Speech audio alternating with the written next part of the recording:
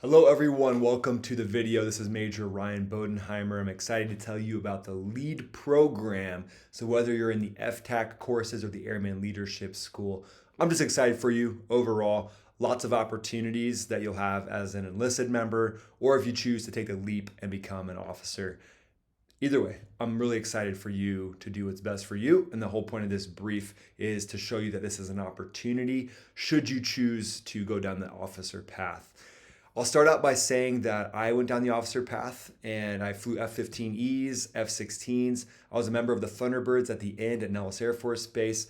Incredible opportunity to do that. And I got to serve alongside some of the most incredible enlisted members that I just was blown away by. So I have deep respect for officers and enlisted, and it's kind of a huge win for the Air Force when an enlisted member, an airman, decides to become an officer because of your experience, because of what you've seen and what you've done in the areas of leadership, emotional intelligence, your development as an exceptional follower and an exceptional leader, kind of doing a little bit of both at the same time, maybe more so than officers have done. It makes you a huge asset to the officer force and the Air Force in general. So that's why I'm making this briefing for you. I'm going to link in the description to how you can learn more and how you can actually apply to the LEAD program.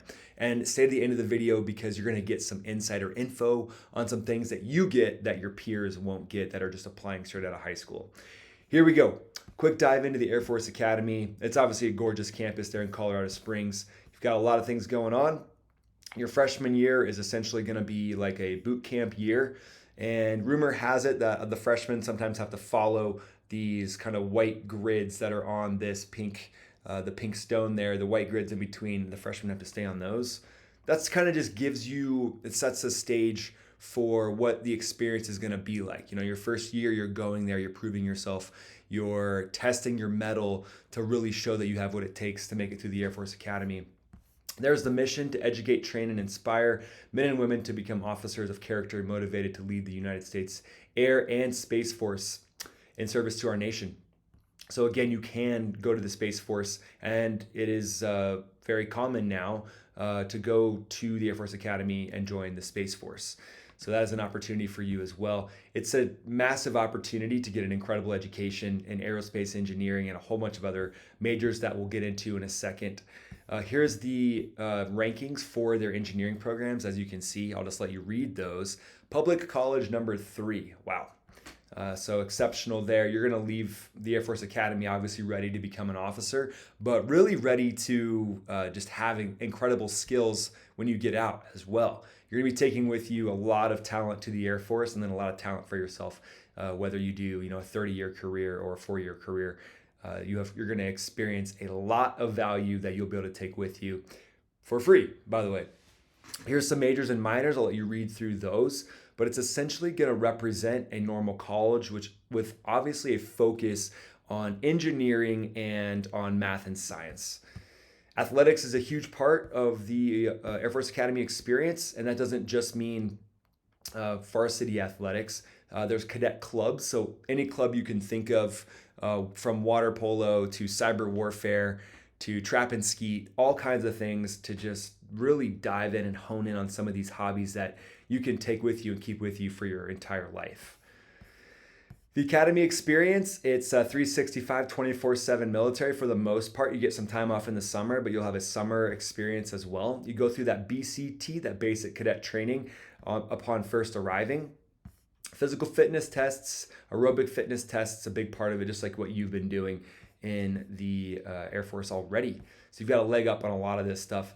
Character development is huge. Personal development, becoming the best version of yourself through acquiring skills that build your confidence, your ability to really operate in the real world. And that's probably something that sets it apart from a normal college experience is you're literally getting these skills out in the woods, survival skills, orienteering skills, doing ride-alongs and helicopters and other airframes, joining a flight club, parachuting, things that you're not going to get if you go to the regular run-of-the-mill college. Flying drones, gliders. The academy has its own airport, so pretty epic there. There's some other things, language immersion, cultural immersion. You get to the Air Force Operations Summer, so you get to go to actual Air Force detachments, Air Force wings and bases, potentially get flights in the back of jets. Just some awesome stuff there. Then upon graduation, your career opportunities are awesome, as you can imagine. Pilot, navigator, ABM are some big ones, and then there's a whole bunch of all these other things: weather, logistics, special investigations, munitions maintenance, aeronautical engineer, chemist, physicist, dentist, lawyer, all these different things that you can look into becoming. Space for career opportunities, intel, cyber, space, engineering, acquisitions, all these different things. Prep schools, you don't have to separately apply for the prep school, but sometimes airmen need a little bit of a refresher on the academics, or they just need, maybe they're honing athletic skills. There's all kinds of reasons to go to the prep school. You're automatically put in the hat for the prep school when you apply to the Air Force Academy, so it's not a separate application process, which is nice. Now getting into the meat of the LEAD program, which makes it different from everything else. High moral character, obviously a qualification to become an officer. And then you have to have not passed your 23rd birthday on July 1st of your entry year to USAFA directly, and not past your 22nd on July 1st of the year entering the prep school. That's how they basically keep it the same. That first line stays the same, your 23rd birthday. So your prep school's got to be a little sooner than that if that's what you are accepted to. At least 17, that shouldn't apply. You have to be unmarried, no dependents, and have U.S. citizenship. The application process, this is a little different from your peers that'll be applying out of high school. You go online using the link below and you complete that pre-candidate questionnaire. Then you do an Air Force Form 1786, which is basically a letter recommendation and a nomination from your commander. So it comes from your commander, not from a congressional representative or a senator, which just makes it way easier. 3 letters of evaluation is what you have to have. You have to do the SAT and ACT, so you got to start studying for that now. High school and college transcripts, your CFA, that's a candidate fitness assessment. You actually have to do that. Even though you've done a physical fitness test for the Air Force, you still have to do a CFA.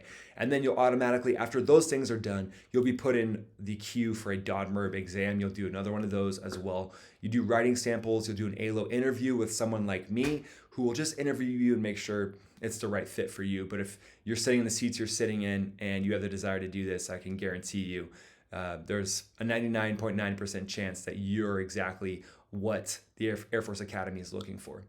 Letters of recommendation up to 2, and then there'll be other paperwork that'll be kind of spelled out for you. Application process, you got to have that 1786. So start doing that right now. That seems to be kind of the hang up that people have a hard time getting. Make sure you have the endorsement of your commander and, sell yourself. Why are you the best candidate in your unit to go to the Air Force Academy? Let your commander know why. That has to be received no later than 31 Jan of your year applying to enter. Applicants initiate their PCQ, and then that routes to the 1786. Squadron commander must sign for airmen to be eligible for admission. Like I said, having a good relationship with your squadron commander is huge. If your squadron commander does not sign, that's his or her prerogative as a commander, and that's the reason for this program, is to basically have a good recommendation from your commander. NPS updates assignment availability codes, which means the airman is not eligible to receive an assignment or a PCS while that process is happening, assuming that the squadron commander is on board with all that. Application timeline: 1 March, the application opens. December 31st, you submit that pre-candidate questionnaire online. 31 Jan, you submit the completed Air Force 1786. No later than late April, you're notified of admission status, and then May, you must accept or decline the offer. Here's the profile, just the high school GPA, the SATs and ACTs. I'll let you look over those real quick. Obviously, highly competitive. But you're 13% of the accepted cadre, the candidates that are accepted, you are 13%. That's pretty big. You're 13% of the officer force going into the Air Force Academy. So keep that in mind. So what I'm basically saying is it's very possible for you to do this. All right, there's the resources there, academyadmissions.com. You can email usafa_lead@usafa.edu for more information. I'll put a link in the description for you to go ahead and click on and apply. And here's the benefits that I haven't told you already. Medical, dental coverage like you have. You get a monthly stipend. You're guaranteed a career. You have no room and board cost at the Air Force Academy, no tuition costs. Thank you guys so much for listening to this briefing. At the end of the day, we need you. The Air Force needs leaders who have done what you've done, who have really been boots on the ground, turning wrenches face to face with the mission, getting things done on a day-to-day basic level with attention to detail. That level is what keeps the mission going. Keeping everything working, keeping the systems running is why the Air Force works, to be frank. So you going and becoming an officer, having done the day-to-day like the airmen do every single day, 365 days a year, is huge. So we need you to become officers. And your perspective is different because you've been in the shoes of those that you're going to lead. So you really have a different perspective. You have the life experience and you have the intelligence to understand the different personalities and how they fit into a group and what you're going to need to do, the tough things that you're going to need to do as a leader to make sure that our Air Force is functioning at its extreme highest levels and that people are taken care of. You are uniquely qualified to do that. So I ask that you apply. If you have the desire to apply, if you have any thought of wanting to be an officer, I say do it. Do it right now. Don't wait. Do it today. Click on the link below. And I'm proud of you for at least having the desire to serve, whatever that is, whether you stay as an enlisted member or you decide to go and become an officer. I'm proud of you. Thanks for watching this video. Click on some other videos in this if you do decide to apply, because there's some hints and some tips on how to be the most successful in that process. Thanks. Have a great one.